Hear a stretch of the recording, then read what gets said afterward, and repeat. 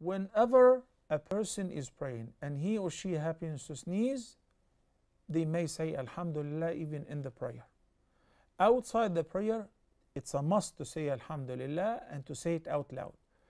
Those who are not praying, or those who are praying and they hear somebody who is sneezing, they don't say anything.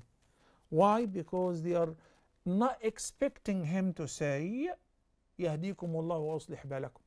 What if I am not praying and I heard somebody in the prayer sneeze and he said Alhamdulillah? Can I say Yarhamukum Allah? Yes, you can.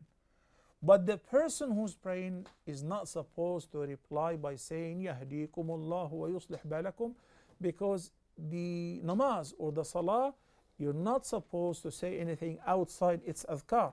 But saying Alhamdulillah upon sneezing is actually one of the adhkar that we recite in the prayer or namaz.